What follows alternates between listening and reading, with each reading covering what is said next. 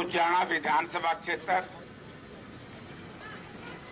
और जींद जिला और आसपास के इलाके से आए हुए कांग्रेस पार्टी के कर्मठ व निष्ठावान बुजुर्गों, नौजवान साथियों, प्यारे बच्चे, बुजुर्गों साथियों, एक बहुत जद्दोजहद के बाद इस टिकट का फैसला हुआ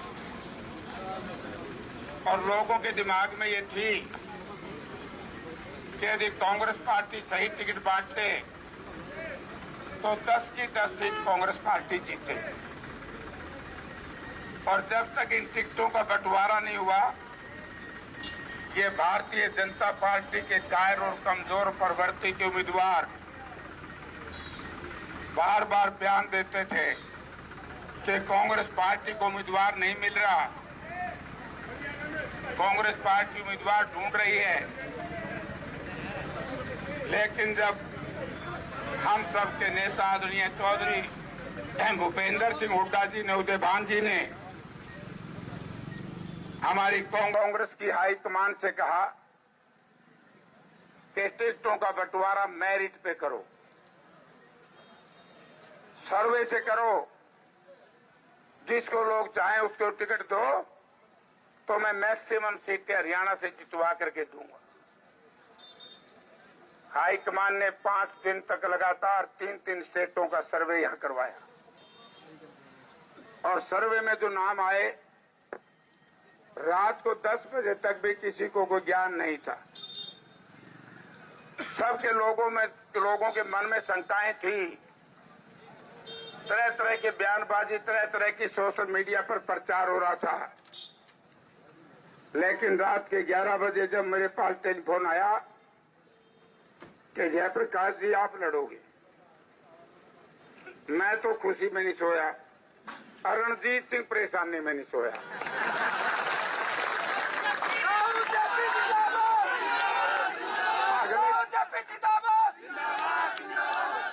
जैसे ही हम सब साथी 27 तारीख को सुबह 11 बजे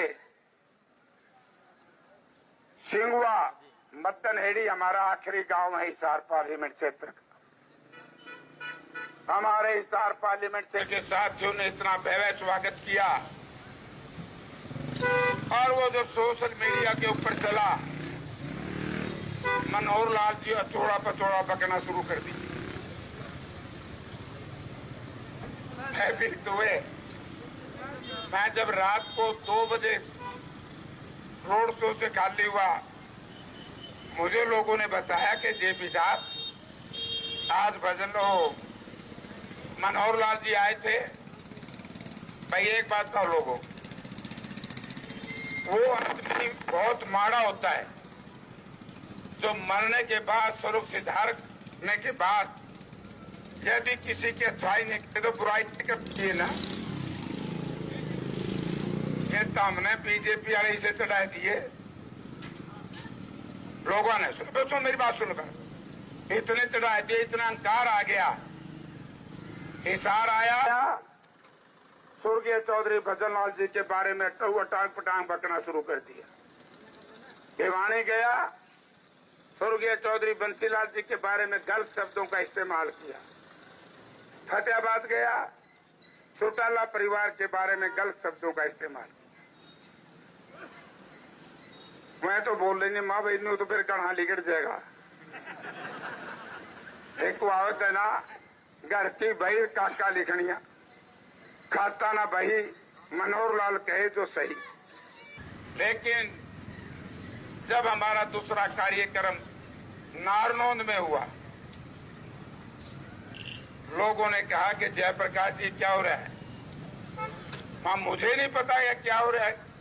40 साल की राजनीति में जितना जोश, जितना हौसला और जितना होश कांग्रेस पार्टी के साथियों में है, बीजेपी का फूल उसी दिन मुरझा करके, और मेरे हिसाब से तो मटके में जान रहा है गंद में।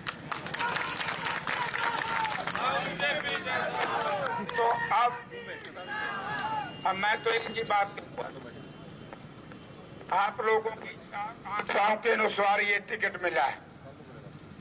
ये आप लोगों का टिकट है। जब कांग्रेस हाईकमांड ने आपके ऊपर विश्वास किया, हम सब के नेता चौधरी भूपेंद्र सिंह हुड्डा ने और हमारे पार्टी प्रेसिडेंट उदय भान जी आपकी वकालत की, तो अब तो आपकी भी ये जिम्मेवारी है ना कि इस सीट को कई लाख से जितवा करके भेजे। भाई भारत एक सुन लो, ये सही है कुछ भाई सुनो, उचाना से भी जीत बढ़िया होगी, लेकिन हमारा आदमपुर भी पीछे नहीं होगा, मैं कह करके जा रहा हूं। मुझसे पत्रकार ने लगे कि जयप्रकाश जी आपने आदमपुर से क्यों शुरू किया चुनाव प्रचार। मैंने कहा कि आज ये जो कांग्रेस की आंधी आई है, ये आदमपुर विधानसभा क्षेत्र के बाई इलेक्शन की वजह से आई है, क्योंकि इस प्रदेश में देश में जब जब एससी बीसी के लोग कांग्रेस पार्टी के खिलाफ हुए तो कांग्रेस पार्टी चुनाव हारी, और जब एससी बीसी के लोग कांग्रेस की कमर के पीछे आकर के खड़े हुए तो कांग्रेस का कोई मुकाबला नहीं कर सका। आदमपुर विधानसभा क्षेत्र के एससी बूथों के ऊपर एक भी बूथ में बीजेपी नहीं जीती थी, टोटल में कांग्रेस जीती थी, बीजेपी हारी थी। हमारे जो बैकवर्ड क्लासेस से संबंधित गांव थे वहां 150 से हमारा मुकाबला था। तो आज मैं आदमपुर में मैं इसलिए कहता हूं, मैं 2 दिन से गांव में गया हूं, आज वहां विकास है, कल फिर मैं जाऊंगा और कल मैं ऐसे क्षेत्र में जाऊंगा, आप सोशल मीडिया के ऊपर देखोगे कि आदमपुर से 50 और 60 हजार से कम जीत कांग्रेस पार्टी की नहीं हो। तो स्वामी पे तो 60 पाए हो, 60 का हम जीतांगे, 60 तो बढ़ानी पड़ेगी, जीतना पड़ेगी।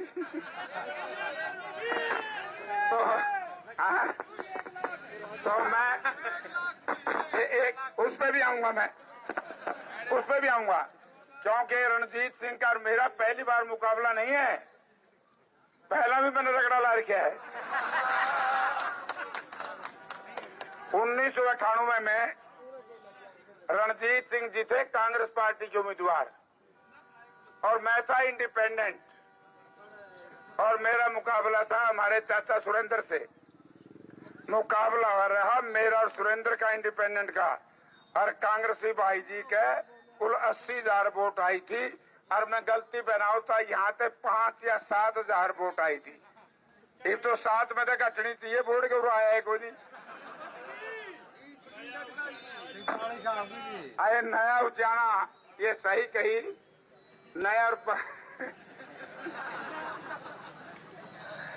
तो आज का हौसला, एक दिन दिलबाग का भी आ रहा था टेलीफोन, बोला जेपी साहब के होगा नींद नहीं आंधी।